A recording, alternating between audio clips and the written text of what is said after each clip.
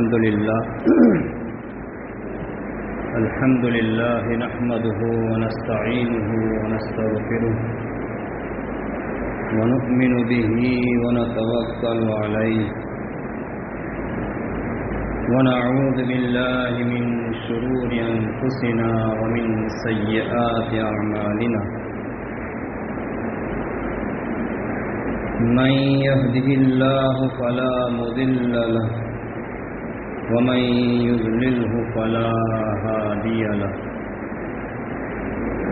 وأشهد أن لا إله إلا الله وأشهد أن محمدا عبده ورسوله أما بعد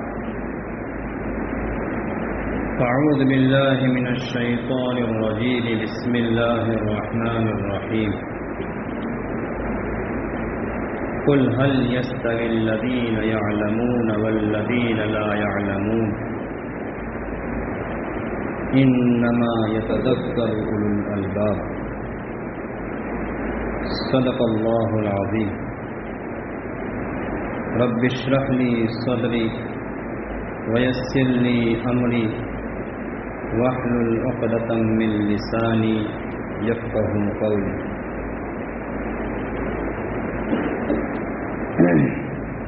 محترم حضرات،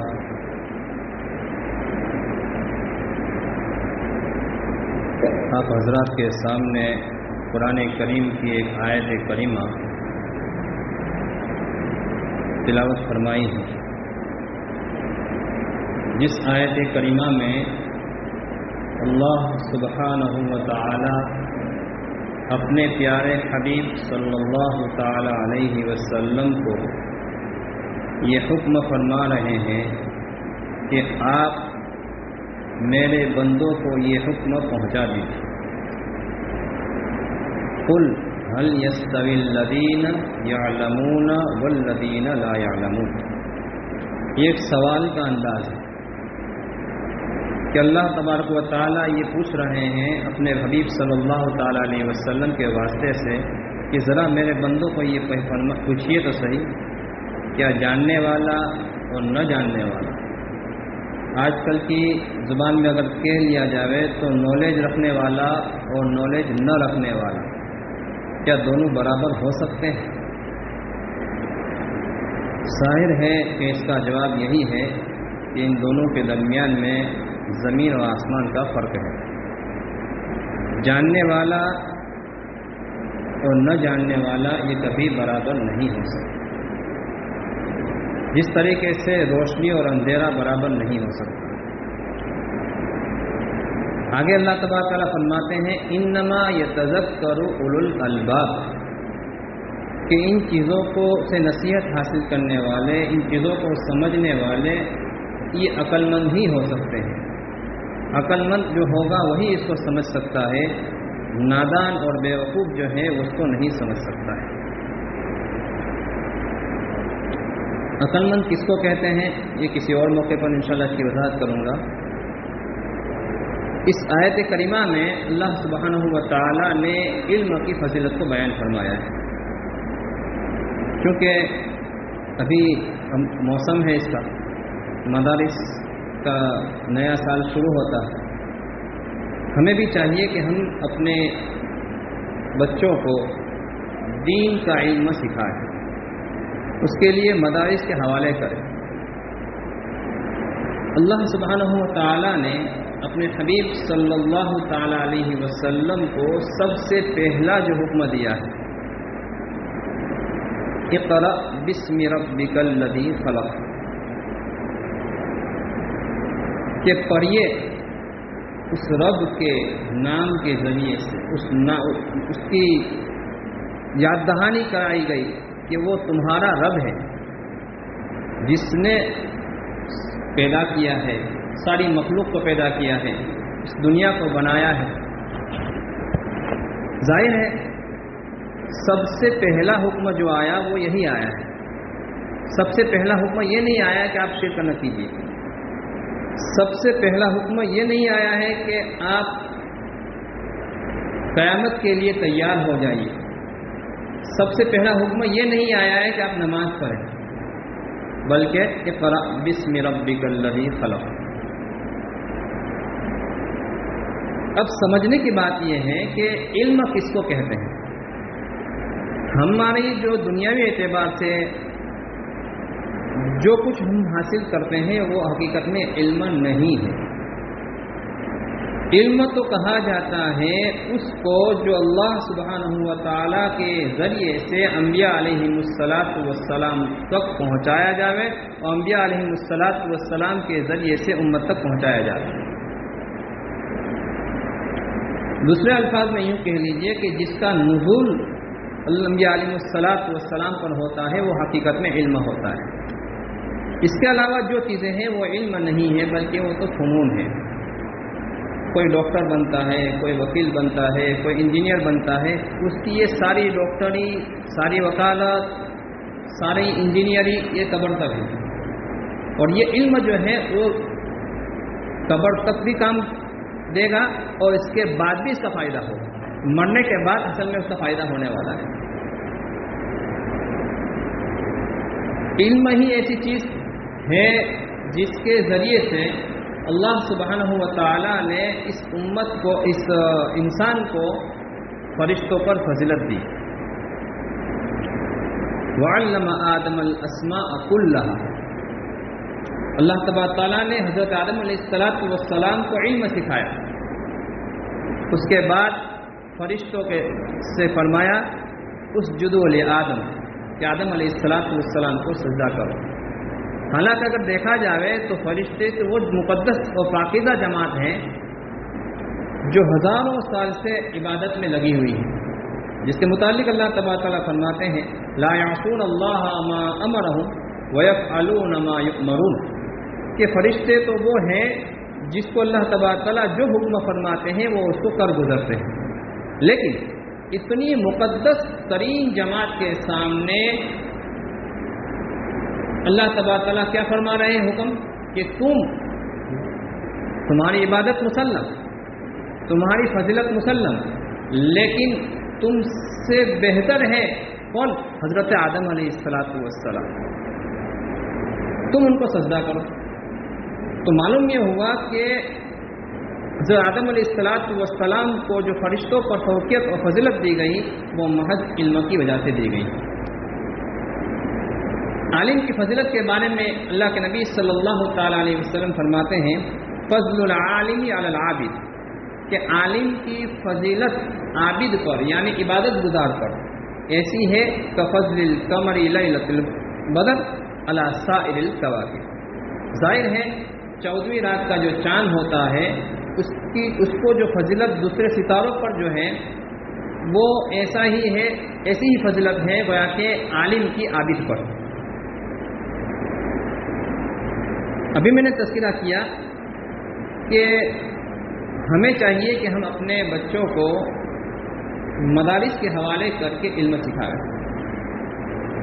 طالب علم کے متعلق اللہ کے نبی صلی اللہ تعالیٰ علیہ وسلم فرماتے ہیں من خرج فی طلب العلم، جو آدمی علم کو طلب کرنے کے لیے نکلتا ہے اپنے گھر سے تو جب تک وہ واپس نہ آیا فہو فی سبیل اللہ، وہ اللہ تبارک تعالیٰ ہی کے راستے میں شمار کیا جائے گا، سمجھا جائے گا حتی یرجع، جب تک کہ وہ واپس نہ آ جائے۔ کتنی بڑی فضیلت ہے کہ اللہ تبارک تعالیٰ کے راستے میں اس کو شمار کیا جاتا ہے، وہ جب سے گھر سے نکلا ہے اور جب واپس آئے گا وہاں تک وہ اللہ کے راستے میں ہی ہے۔ اگر دیکھا جائے دنیا میں بہت سارے فنون ہیں، لیکن حقیقی کامیابی کا راستہ دکھانے والے جو ہیں وہ انبیاء علیہم السلام کی مقدس جماعت ہے، جس کو اللہ تبارک تعالیٰ نے وقتاً فوقتاً اس دنیا میں مبعوث فرمایا، اور آخر میں تاجدار مدینہ جناب محمد رسول اللہ صلی اللہ تعالیٰ علیہ وسلم کو اللہ تبارک تعالیٰ نے بھیجا، اور ان کے ذریعے سے اس امت کو اللہ تبارک تعالیٰ نے ہدایت کا راستہ دکھایا کہ آپ جس راستے پر چل رہے ہیں وہ کس راستے پر جا رہا ہے، وہ صحیح راستے جنت کی طرف کا ہے یا جہنم کی طرف لے جانے والا ہے۔ انبیاء علیہ السلام نے دنیا میں آ کر کے لوگوں کو اپنے سے نہیں جوڑا، بلکہ اللہ تبارک تعالیٰ کے ساتھ ان کا رابطہ اور تعلق کروایا ہے، اس لیے کہ اصل تعلق جو ہے وہ تعلق ہے جو مالک سے ہو۔ ہارون رشید کے زمانے میں ایک مرتبہ ایک لونڈی تھی، ایک باندھی تھی ان کی، قریب کے جو لوگ ہوا کرتے ہیں عام طور پر لوگ اس سے حسد کرتے ہیں، یار یہ اتنا قریب رہ رہا ہے۔ ہارون رشید کو پتہ چلا کہ میری اس باندھی سے لوگ کیا حسد کر رہے ہیں، تو ایک مرتبہ اعلان فرمایا کہ میرا پورا دربار لگا ہوا ہے، ساری چیزیں رکھی ہوئی ہیں، جس کو جو چاہے وہ لے لے، اس پر ہاتھ رکھ دے۔ ویسے ہر ایک نے دیکھا، اپنی پسند کے اعتبار سے ہر ایک نے ہاتھ رکھ لیا، اور وہ لونڈی اور باندھی جو تھی پاس میں کھڑی ہوئی، اس نے کسی پر ہاتھ نہیں رکھا۔ ہم جیسے ہو تو کیا کہیں گے، دیکھو اس بیوقوف کو، ہم تو بیوقوف پہلے سے ہی کہتے ہیں، اس کو کچھ پتہ ہی نہیں چلتا، ابھی اعلان ہوا ہے کہ ہاتھ رکھو گے تو وہ چیز آپ کو مل جائے گی، اور یہ کھڑی ہے۔ تو ہارون رشید نے اس سے پوچھا کہ تجھے کیا چاہیے؟ اس سب نے تو اپنی اپنی پسند کی چیزیں لے لی، تو بھی تو کچھ لے لے۔ تو اس نے جا کر کے ہارون رشید کی پیٹھ پر ہاتھ رکھ دیا کہ مجھے کچھ نہیں چاہیے، مجھے تو بادشاہ چاہیے۔ اب بتائیے سمجھدار کون؟ وہ باندھی نکلی کہ جب میں نے بادشاہ کو اپنا لیا تو ساری چیزیں میری ہو گئی۔ تو اگر ہم اپنا تعلق اللہ تبارک تعالیٰ سے جوڑ لیں گے تو ساری چیزیں ہمارے تابع ہو جائیں گی۔ من کان للہ کان اللہ لہ، جو اللہ تبارک تعالیٰ کا ہو جاتا ہے تو اللہ تبارک تعالیٰ اس کے ہو جاتے ہیں۔ بعض مرتبہ ہماری طرف سے یہ بڑی افسوس کی بات ہے، دین پر اور دین کی تعلیمات پر اعتراض ہوتے ہیں۔ ہم سمجھتے ہیں کہ ہم اپنے اعتبار سے صحیح سمجھ رہے ہیں، حالانکہ وہ صحیح سمجھ نہیں ہوتی۔ اس کو میں ایک مثال سے آپ کو سمجھاؤں، وقت ہو رہا ہے کہ ایک حکیم صاحب تھے، وہ اپنے ایک شاگرد کو لے کر کے کسی مریض کو دیکھنے گئے اور ان کی نبض کو دیکھنے لگے ہاتھ پکڑ کر کے، اور دیکھتے ہی انہوں نے یہ کہا کہ لگتا ہے آپ نے سنترا کھایا ہے۔ حقیقت میں کھایا تھا۔ اب یہ شاگرد جو ہیں انہوں نے بعد میں جا کر کے حکیم صاحب سے پوچھا کہ حضرت یہ بات سمجھ میں نہیں آئی، ہاتھ پکڑا آپ نے کہہ دیا سنترا کھایا ہے۔ کہ بیٹا اس مریض کی چارپائی کے نیچے سنترے کے چھلکے رکھے ہوئے ہیں، اس کو دیکھ کر کے پتہ چلا کہ یہ ہر بات کہی نہیں جاتی، بعض چیزیں دیکھی جاتی ہیں۔ شاگرد تو بہت اتنا شور نہیں تھا، اتنی عقل نہیں تھی جتنے حکیم صاحب میں تھے، تو بعد میں جا کر کے وہ حضرت بھی کہیں کسی مریض کو دیکھنے گئے۔ دیکھیے اپنی عقل سے آدمی کام کرتا ہے تو گمراہ ہو جاتا ہے۔ تو اس مریض کی چارپائی کے نیچے چمڑا رکھا ہوا تھا۔ اب اس نے جب دیکھا تو کہا کہ آپ نے چمڑا کھایا ہے، حالانکہ چمڑا کھانے کی چیز نہیں ہوتی ہے۔ دیکھو یہاں پر اس کی بیوقوفی کا اظہار ہوا۔ انہوں نے جو کہا تھا وہ صحیح کہا تھا، لیکن یہ سمجھنے والا پورا نہیں سمجھا۔ ان کی بات جو سمجھانے کا جو منشا تھا کہ بھائی کچھ قرائن کو بھی دیکھنا چاہیے، کچھ آگے پیچھے باتوں کو ذرا دیکھ کر کے فیصلہ کیا جاتا ہے، یہ انہوں نے نہیں دیکھا، بلکہ ادھوری بات سنی اور ادھورا عمل کیا۔ بس یہی ہمارا حال ہے کہ ہم ادھوری بات سمجھتے ہیں، سنتے ہیں اور سمجھتے ہیں ہم تو دیندار ہیں اور ہم تو پوری بات سمجھتے ہیں اور پورا علم ہمارے پاس ہے، حالانکہ ہمارے پاس جو علم ہے نا، اللہ کے نبی صلی اللہ تعالیٰ علیہ وسلم قرآن کریم میں اللہ تبارک تعالیٰ فرماتے ہیں یسألونک عن الروح قل الروح من امر ربی وما اوتیتم من العلم الا قلیلا۔ جس نبی صلی اللہ تعالیٰ علیہ وسلم کو اولین اور آخرین کا علم دیا گیا تھا، اس کو اللہ تبارک تعالیٰ کیا فرما رہے ہیں کہ آپ کو تو بہت تھوڑا علم دیا گیا ہے۔ اللہ تبارک تعالیٰ کی علم کے مقابلے میں یہ پورا علم ایسا ہے جیسے سمندر کے اندر آپ نے انگلی ڈالی اور انگلی میں جو اتنا پانی آئے گا، یہ نسبت بھی صرف سمجھانے کے لیے، ورنہ اللہ تبارک تعالیٰ کا علم تو بہت وسیع ہے۔ اس لیے ہمیں چاہیے کہ ہم دینداروں سے تعلق رکھیں اور اپنی اولاد کو، اپنے بچوں کو مدارس کے حوالے کریں اور ان کو مدارس کے حوالے کر کے دین کا خادم بنائیں۔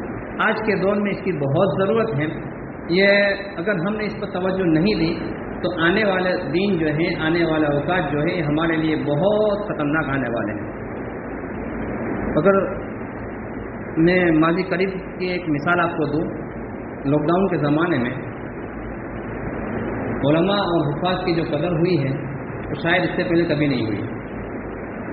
باقاعدہ جمعہ اور عید کی نماز کے لیے لوگ تلاش کرتے تھے کہ ہمیں بھی کوئی عالم دے دو، کوئی حافظ دے دو جو ہمارے گھر پر آ کے نماز پڑھا دے۔ تو اللہ کا شکر ادا کرنا چاہیے کہ ہمارے یہاں تو اس کی کثرت ہے، اللہ کرے کہ اور کثرت ہو۔ ہم اپنے آپ کو سمجھتے ہیں ہم تو بہت بزی ہیں، بہت ہی گویا کہ مشغول ہیں۔ اللہ تبارک تعالیٰ سے دعا کرنا چاہیے کہ اللہ تبارک تعالیٰ ہماری زندگی کو دینی اعتبار سے آسان بنا دے۔ اللہ تبارک تعالیٰ ہمیں ان نیک لوگوں کی صحبت میں رہ کر کے اللہ تبارک تعالیٰ ہمیں بھی کچھ علم کی حاصل کرنے کی توفیق عطا فرماوے۔ اس کا مطلب یہ نہیں ہے کہ ہم اپنی اولاد ہی کو علم حاصل کرنے کے لیے بھیج دیں، ہم خود بھی لوگوں سے علم حاصل، یہ علماء سے علم حاصل کریں، وقتاً فوقتاً کچھ نہ کچھ حاصل کرتے ہیں۔ اللہ کے نبی صلی اللہ تعالی وسلم فرماتے ہیں طلب العلم فریضۃ علی کل مسلم، کہ علم کا طلب کرنا ہر مسلمان پر فرض ہے۔ اب فرض کا مطلب یہ ہوا کہ جو جس لائن میں لگا ہوا ہے اس لائن کا علم اس کو حاصل کرنا فرض ہے۔ مثال کے طور پر نماز تو ہر ایک کو پڑھنی ہے، تو نماز کے فرائض کو جاننا یہ ہر ایک کے اوپر فرض ہے، ہر بالغ پر فرض ہے۔ روزے رکھنا یہ ہر ایک کے لیے ضروری ہے، تو اس کے مسائل جاننا ضروری ہے۔ کوئی آدمی تجارت کرتا ہے تو تاجر کے مسائل اس کے لیے جاننا ضروری ہے۔ حضرت عمر رضی اللہ تعالیٰ عنہ بازار میں جاتے تھے اور جو تجارت کرنے والے ہوتے ہیں ان کو پوچھتے تھے کہ آپ مسائل سے واقف ہیں؟ تو ہاں کہتا تو ٹھیک، ورنہ کہتے کہ جاؤ پہلے مسجد نبوی کے اندر تجارت کے مسائل سیکھ کر کے آؤ، اس کے بعد تجارت کرو۔ کوئی آدمی ملازمت کر رہا ہے تو ملازمت کے مسائل اس کے لیے جاننا ضروری ہے۔ لیکن کچھ افراد ہمارے درمیان ایسے ہونے چاہیے جن کے پاس دین کا سارا علم ہو، جس کو ہم عالم کہہ لیں، مفتی کہہ لیں، تو یہ گویا کہ ایسے افراد بھی ہمارے پاس ہونے چاہیے کہ جب ہم پھنسے تو ان سے رجوع کر کے ان سے صحیح مسئلہ معلوم کر سکیں۔ اللہ سبحانہ و تعالیٰ ان کہی ہوئی باتوں پر عمل کرنے کی توفیق نصیب فرمائے۔ وآخر دعوانا الحمد للہ رب العالمین۔